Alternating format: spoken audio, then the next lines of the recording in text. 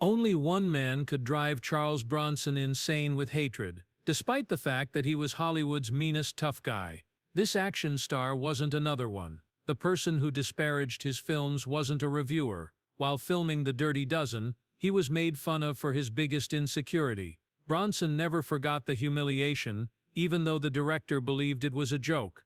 30 years later, he was still discussing retaliation because the animosity was so intense. The deepest feud in Hollywood is finally revealed. It was never intended for Charles Bronson to become famous. Born in an impoverished coal mining village in Pennsylvania, Charles Dennis Bukinski was the 11th of 15 children. His parents were immigrants from Lithuania, and they lived a life of survival. He was just 6 years old when he was forced to wear his sister's dress to school due to their inability to pay for appropriate clothing. He felt alienated in his own nation since he could only speak Russian and Lithuanian at the time, not English.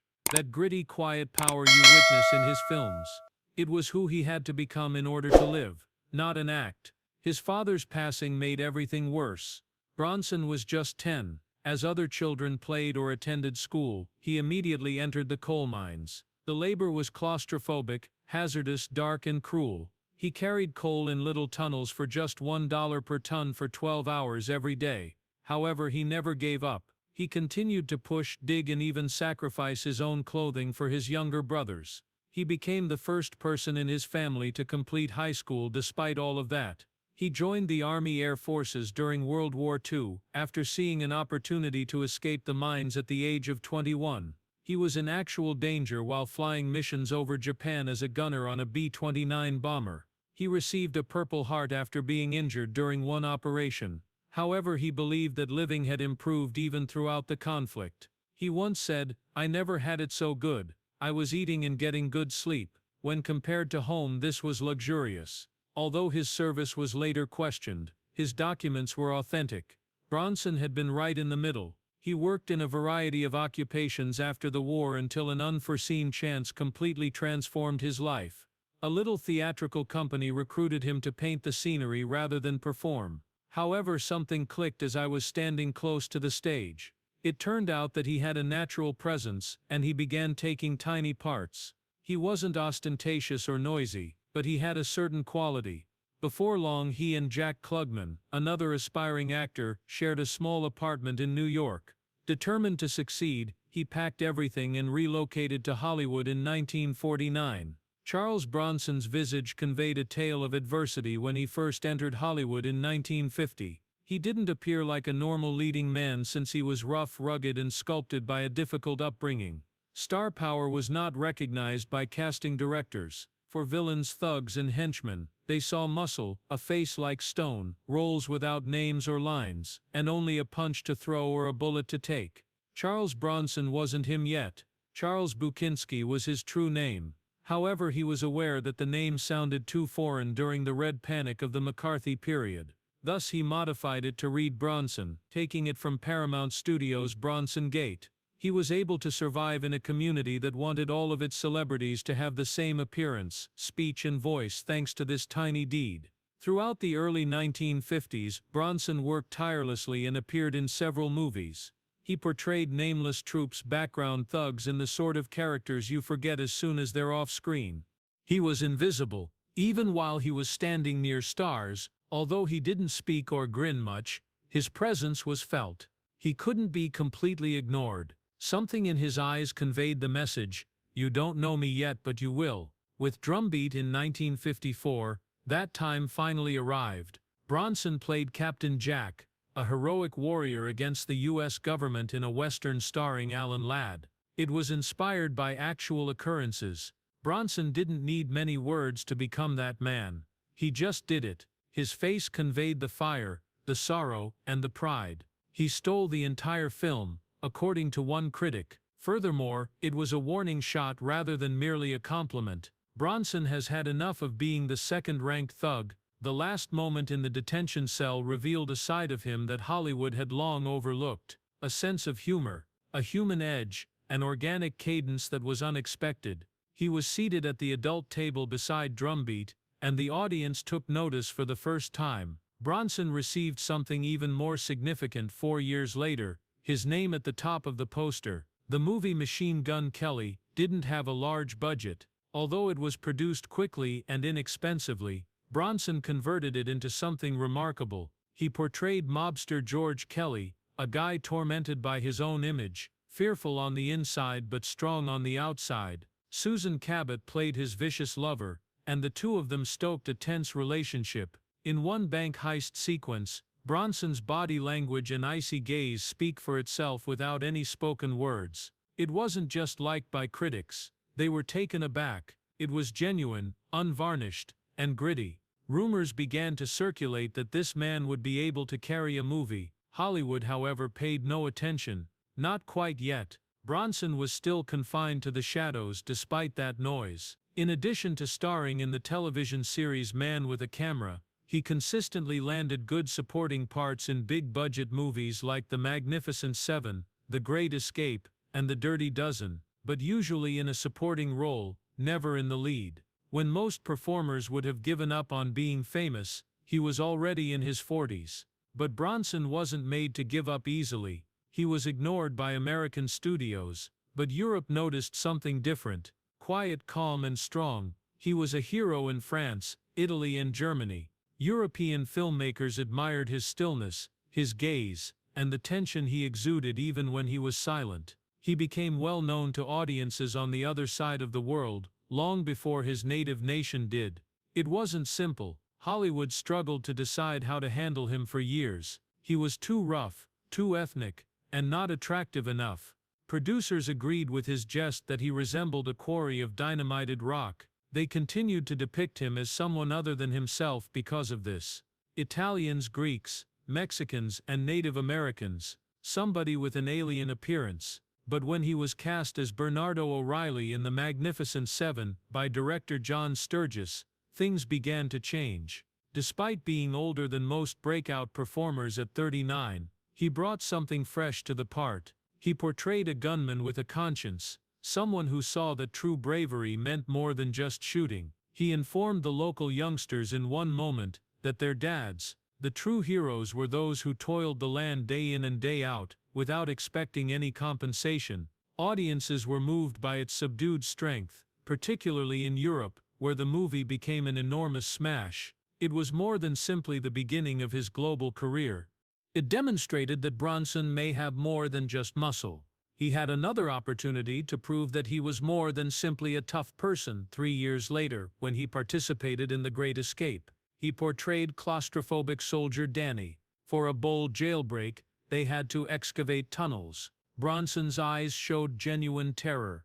After his father passed away, he had worked in coal mines as a youngster. He had experienced the sensation of being confined underground. The character gained weight from that visceral anxiety. He was cast especially by director John Sturges to demonstrate that even the strongest man in the room might be weak. The outcome, particularly in Europe, was indelible, where Bronson was already establishing himself as a silent hero. However, as his notoriety increased, his personal life began to fall apart. Bronson fell in love with Jill Ireland while filming The Great Escape. The issue: she was wed to David McCallum, his friend and co-star. Bronson was open about how he felt. He made a move that stunned everyone while he was grieving the loss of his mother and coping with the breakdown of his own marriage. It created a rift. However, it also altered his life. After being married in 1968, Bronson and Ireland remained together for more than 20 years.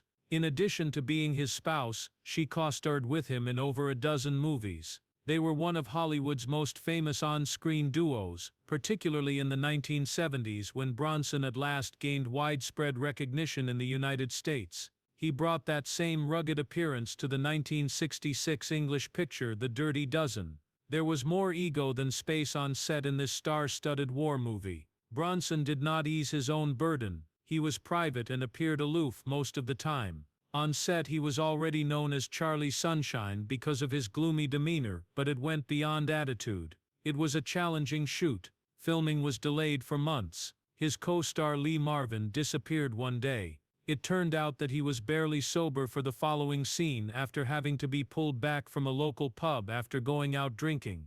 There was mayhem. However, the movie managed to surpass other big-budget releases and make millions of dollars, making it the greatest blockbuster of 1967. However, not all of the memories in that collection were successful. Because of his height, Bronson had always been sensitive. During a group scenario, his uneasiness overcame his 5'8" height. Bronson was positioned between Clint Walker and Donald Sutherland, the two tallest performers on the set, who both towered above him. Because director Robert Aldrich believed it would be amusing, the result was instantaneous and degrading. Everyone took notice. While Bronson was incensed, Aldrich only chuckled. The moment was devastating for a man who had spent years cultivating a tough guy persona. It was not only a practical joke, it struck close to home. For years, Charles Bronson played tough dudes in the background while more attractive performers stole the show. Despite appearing in popular films like The Magnificent Seven and The Dirty Dozen, he was never given a leading role in Hollywood. His presence was too powerful, and his face was too rugged. Bronson waited while Hollywood continued to cast the same pristine heroes. He was 47 years old and still not a well-known figure in America by 1968. So like Clint Eastwood before him, he packed his bags and traveled to Europe. What's the difference? Hollywood did not see what Europe did. If he wasn't attractive, it didn't matter to them. They desired grit, force, and genuine presence. At that point, France called one of the biggest actors in Europe, Alain Delon, explicitly requested that Bronson co-star in Adieu l'ami. The producers were direct. Pretty looks don't matter in Europe. Character is important to them. And that movie was electrifying when it came out. The French public was enthralled. Bronson eventually received the screen time he was due after the movie generated millions of dollars. He and Delon had a raw and captivating relationship. Both the box office and critics took note. Immediately thereafter, Bronson was given another chance by fate. Bronson was given the part of a mysterious harmonica-playing shooter in Once Upon a Time in the West by Sergio Leone, the guy behind The Good, the Bad and the Ugly. In the part that launched Eastwood, Bronson had rejected Leone's offer for a fistful of money years prior. It was worth the wait when Leone finally grabbed his man. The movie became viral across Europe. It lasted a whole year in Paris. Bronson was present in Germany, France and Italy. Leone went so far as to call Bronson the finest actor he had ever collaborated with. People were unable to look away from him because of his unwavering gaze and the tension in every action. Then Rider on the Rain appeared, a somber French suspense film that earned a Golden Globe and cemented Bronson's place in movie history. There were more hits. Red Sun, Violent City and Cold Sweat were all created with Bronson's austere attitude in mind. Scripts were written for him by directors. They were more than roles. They served as showcases for all the things that Hollywood had overlooked. He portrayed the same type of man in every movie, quiet, menacing and morally upright. And viewers adored it. Women loved him. Men aspired to be like him. He wasn't simply another face when he made his comeback to Hollywood in the early 1970s. He had millions of dollars. He was making $1 million a film by 1973, which was practically unheard of at the time. Bronson's genuine adventure was just getting started at the age of 52 when most performers start to wane. The British filmmaker Michael Winner was one of the persons who influenced some of Bronson's most famous performances. They collaborated on many movies together, and there was no denying their connection. Winner's preference for raw brutality blended well with Bronson's silent, lethal composure. Chateau's Land was their first joint venture and things only became more violent from there. Death Wish wasn't intended to be that vicious when it was created. Despite the fact that another filmmaker had been vying for the position, Winner remained unfazed by the grim content. He took the movie to the next level. Always the quiet one, Bronson ended up being the face of Retaliation, and viewers, they adored it. More people came to observe the violence, the more the critics detested it. However, before all of that, Bronson's The Mechanic reinvented the hitman role. He portrayed a murderer who moved with terrifying accuracy but spoke very little. There was about 16 minutes of stillness before the movie began. Bronson alone is preparing a hit. Just tension, no conversation. That performance demonstrated the potency of quiet. The hitman and his apprentice's overtly homosexual connection was one of the script's darker overtones. However, that was omitted by the studios. What was left, however, was potent. Bronson elevated cold-blooded, well-planned murder to the level of art. Like with many of his other films, he even ensured that his wife Jill Ireland had a part in this one. Bronson had more than one skill. After his wife was beaten, he played a half Apache in Chateau's Land as payback. He played a tough officer in The Stone Killer, who was hunting down mafia murders, two rather different types of people. However, Bronson made both seem genuine. Things weren't always easy off camera. A crew member almost died as a result of one of the stunts, and the automobile rental business became so alarmed that they attempted to retrieve their vehicles in the middle of the film. It wasn't well received by Michael Winner. However, the Bronson brand, the silent avenger, the vicious justice dealer, was cemented by these two films. These were the roles that prepared the ground for the subsequent events. The actual tipping moment then arrived. Bronson was more than simply a movie star by the middle of the 1970s. He was the world's largest box office attraction, greater than Eastwood, Clint, more massive than Paul Newman. Bronson chose his photos more carelessly than other celebrities. He created movies and let the stillness speak for itself, avoiding interviews and smiling for the cameras. Death Wish attracted large crowds. It was made for a few $1 million, yet it made over 10 times that amount. At last, the studios understood that worldwide recognition may be more important than domestic media. Bronson, too, continued doing his usual thing. As if he had nothing to prove, he stared down the camera. Bronson was unable to shed his position as Paul Kersey in Death Wish. He portrayed a reserved architect, whose life is upended by the murder of his wife and the abuse of his daughter. Suddenly, a guy who detested violence was reaching for a pistol. The change was startling. It felt much more genuine, because Bronson was already 52. He became the type of man that many people secretly hoped they would be: unstoppable, fearless, and frigid. However, Bronson had limits behind the scenes. He wouldn't allow his actual wife to be the victim on film. He informed the director, "I don't want her messed around." Bronson was that person, difficult, but defensive. Death Wish blew a fuse when it came out. America was struggling with a rise in crime and a decline in public confidence in the government. This grim movie about street justice felt more than simply a film all of a sudden. Critics detested it, labeled it racist, and said it was dangerous. However, viewers, they were unable to acquire enough. People who wanted to purchase firearms left movie theaters. They even yelled, "Death Wish." They thought Bronson was Paul Kersey when they saw him on the street. The distinction between the character and the performer had begun to get hazy.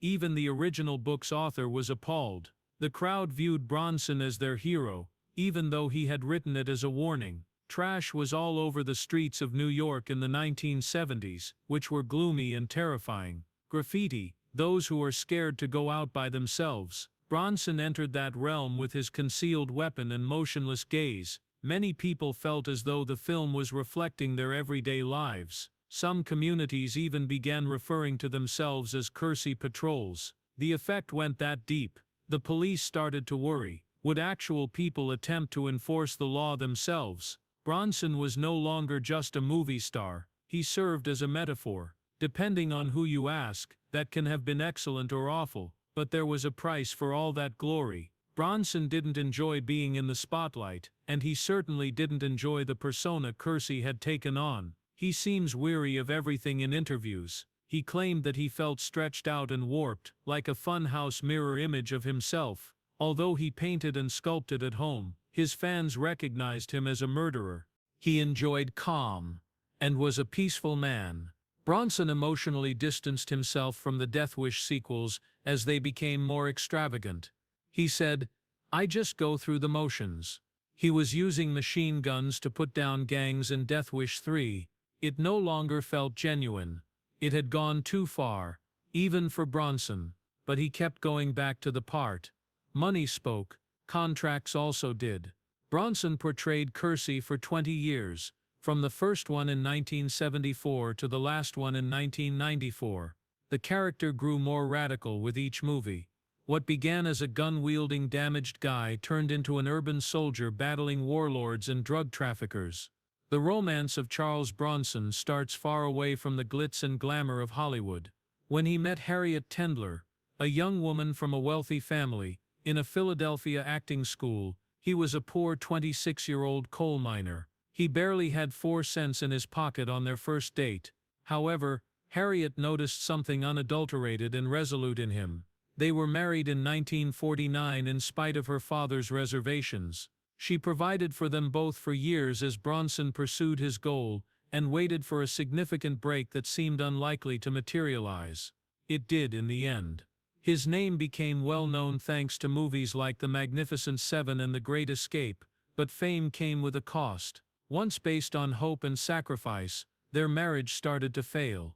The two parted ways by 1965, when Bronson was on the verge of becoming a household name. Later, Harriet published an honest and non-biting book about their time together. Even though he was far from ideal, she recalled him as a kind father, an unexpectedly gifted painter, and a man who never gave up. At about the same time, Bronson had an unexpected change in his life from another woman. On the set of The Great Escape, Jill Ireland was paying her husband David McCallum a visit when Bronson allegedly made a daring statement, "I'm going to marry your wife." 5 years later, it happened whether he stated it or not. In 1967, Ireland separated from McCallum. 2 years ago, Bronson completed his own divorce.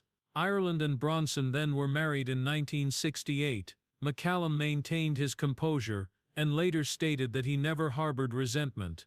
It was the start of a lengthy and special collaboration between Bronson and Ireland that would last over 2 decades and more than a dozen motion pictures. Their relationship was more than simply love. It served as the cornerstone of Bronson's future professional success. Bronson ensured that Jill Ireland appeared in nearly all of his films from 1970 until 1987, a total of 15 films. They were collaborators in every way, not just co-stars.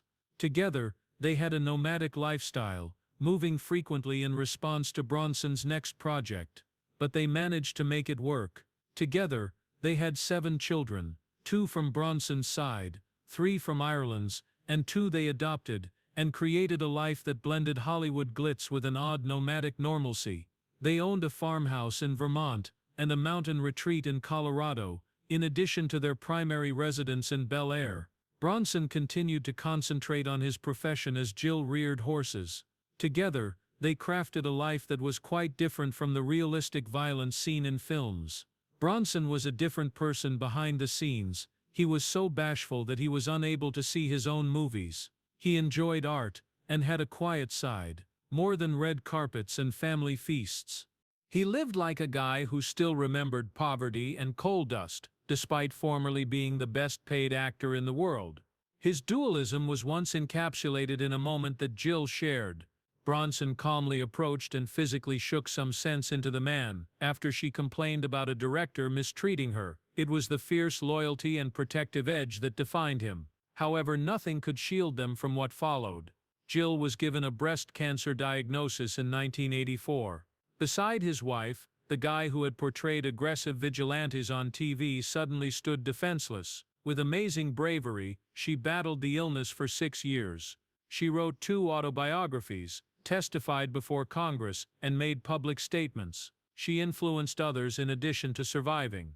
She died at their house in Malibu in 1990. Bronson was heartbroken. For the remainder of his life, he took her ashes with him everywhere, after cremating her and placing them within a walking cane. She was the most important thing, despite all the films and millions. Then Bronson's narrative took a strange turn that he had not requested. Michael Gordon Peterson, a British criminal, officially changed his name to Charles in 1987. Bronson. He allegedly did it to promote boxing during a brief period of freedom. The irony, no Bronson movie had ever been shown to him. Nevertheless, the term stayed. From then on, Peterson used it to create a whole new and terrible reputation. He would go on to establish himself as Britain's most dangerous prisoner over the ensuing decades. Peterson's tale quickly got out of control. He purchased a water gun after being freed, modified it to seem like a real firearm, and made a stranger drive him across town. He engaged in illegal boxing, stole a jewelry store on New Year's Day, and became linked with the notorious Cray twins. He was taken into custody once more only 6 days later. He was no longer Michael Peterson, though Charles Bronson was his name. That moniker, which was taken from a Hollywood icon, came to represent anarchy and violence within the UK's penal system. Peterson took the act very seriously, which is what's most strange. By taking hostages, fighting guards, holding rallies on rooftops, and even requesting a helicopter and a cup of tea during one siege, he established a reputation for ferocity. When he kept an art instructor prisoner for 44 hours in 1999, it became his most notorious moment. The outcome: a sentence of life. He has been in solitary confinement for the most of the years. He is still incarcerated, his name indelibly linked to a person he has never met and has never seen on film, despite several parole hearings. The distinction between these two lifestyles became even more hazy in 2008. Tom Hardy played the notorious British prisoner in the low-budget movie Bronson. Hardy gained weight for the part, met Peterson face to face, and delivered a terrifying portrayal that won accolades from critics. Years later, Peterson was finally able to view the film, and he thought it was fantastic. He claimed Hardy did a superb job of capturing him. However, the movie just made things more confusing. Many people continue to confuse the actor with the prisoner, failing to remember that one was a dangerous prisoner and the other was a movie star. Ironically, Peterson ultimately made an effort to distance himself from the moniker that brought him notoriety. He said in 2014 that in remembrance of Salvador Dali, the artist, he had changed his name to Charles Salvador. Bronson was an ugly jerk. I didn't like him, he said. Even though he was imprisoned, it was his attempt to start afresh. The actor Charles Bronson, in real life, said nothing at all. He never addressed the strange identity theft in public. Perhaps he didn't give a damn, or perhaps, being a very private man, he valued quiet above show. No matter how many headlines the British prisoner garnered, there's no denying that the real Charles Bronson had already made his mark with a lifetime of iconic movies, unwavering devotion, and an unfading love story.